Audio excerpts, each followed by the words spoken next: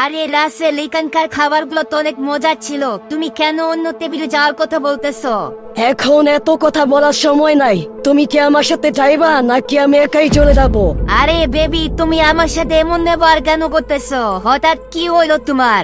দেখো, আমি তোমাকে লাস্ট বারের মতো বলতেছি, তুমি গেলে আমার সাথে চলো, নাইলে আমি একাই চলে গেলাম। রাসেল সুনাইরার উপর রেগে যায়। সে সুনাইরাকে এটা বোঝানোর চেষ্টা করছিল যে ওর কাছে টাকা নেই, তারপরও যদি ও এখানে থাকে তাহলে রাসেলের মান সম্মান চলে যাবে। তারপরও যখন সুনাইরা রাসেলের কথা বুঝছিল না, তখন রাসেল সুনাইরার কথা না ভেবেই সেখান থেকে চলে যায়। এটা দেখে তো প্রিমিস একদম অবাক হয়ে যায়, যদিও প্রিমিস এটাই ভেবেছিল যে সুনাইরার সাথে এমন কিছুই ঘটবে। এখন টেবিলের সামনে শুধু সুনাইরা দাঁড়িয়ে ছিল। খাবারের বিল দেওয়ার মতো টাকা ছিল না তার কাছে। চারপাশের মানুষ তার দিকে তাকিয়েছিল, প্রিমিসও তখন তার দিকে তাকিয়েছিল, তাই সে ওখান থেকে চলে যায়। তারপর সেখানে ম্যানেজার তাদের ওয়েটারকে বলে, এই তাড়াতাড়ি টেবিল পরিষ্কার করো, স্যার আর ম্যাডাম অনেকক্ষণ ধরে এখানে দাঁড়ায় রইছে, সবকিছু পরিষ্কার করে তাড়াতাড়ি খাবার নিয়ে আসো। আচ্ছা ঠিক আছে স্যার, আমি এক্ষুনি সব আবার রেডি করতেছি।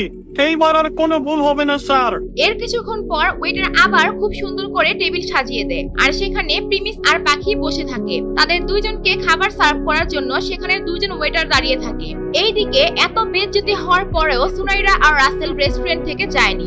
যদিও রাসেল সেখান থেকে চলে যেতে চেয়েছিল, কিন্তু সুনাইরা এত দামি রেস্টুরেন্টের খাবার ফেলে যেতে চায়নি, তাই তারা সেখানে থাকা 8 নাম্বার নরমাল টেবিলেই বসে। আর দূর থেকে সে প্রিমিস আর পাখিকে দেখতে থাকে। তারা দুইজন অনেক এনজয় করছিল। সুনাইরা তো বুঝতেই পারছে না প্রিমিসের মতো একটা গরিব ছেলে কিভাবে এত দামি রেস্টুরেন্টে দামি টেবিল বুক করতে পারে।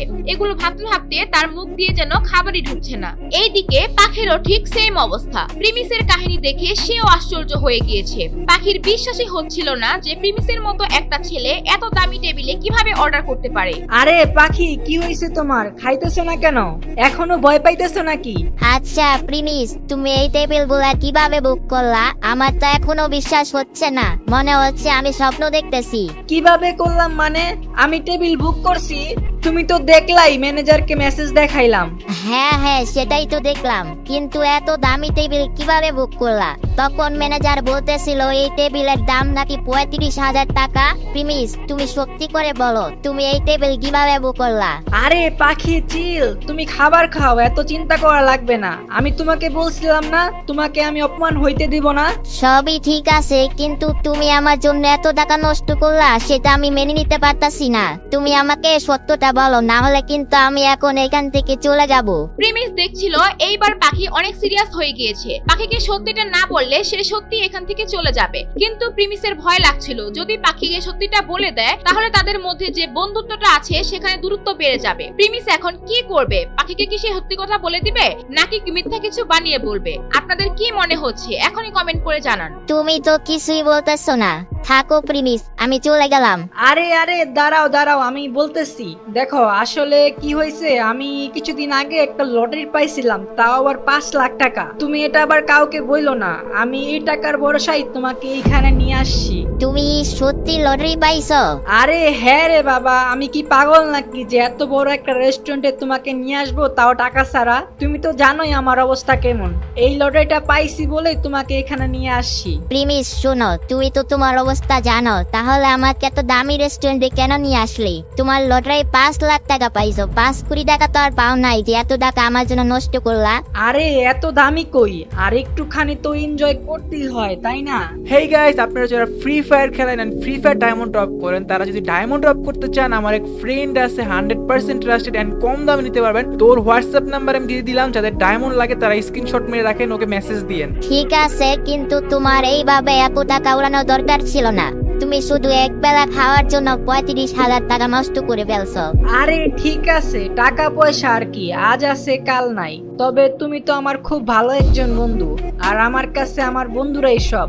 যদিও আমি তোমাকে এই রেস্টুরেন্টে নিয়ে আসবো সেটা আগেই বলেছিলাম। এরপর পাখি আর কিছু না বলে খাবার খাওয়া শুরু করে দেয়। আর এইদিকে সুনাইরা জ্বলে ছারখার হয়ে যাচ্ছিল। যখন প্রিমিসদের খাবার খাওয়া শেষ হয়ে যায়, তারা দুইজন রেস্টুরেন্ট থেকে বের হয়ে সোজা তাদের হোস্টেলে চলে যায়।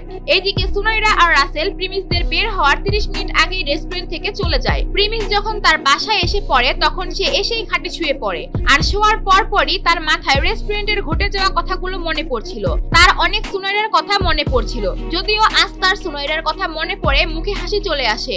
আজ তো এটা শুরু ছিল সোনাইরা, আজকের পর থেকে যদি তুমি আমাকে ডিস্টার্ব করার চেষ্টা করো তাহলে তোমাকে আমি ঠিক এইভাবেই জবাব দিব যেটা তোমাকে আজকে আমি দিছিলাম। প্রিমিস এইগুলা তার মনে মনে বলছিল, আর এইদিকে সুনাইরাও তার হোস্টেলে চলে আসে, আর সে এসে শুয়ে শুয়ে ভাবতে থাকে।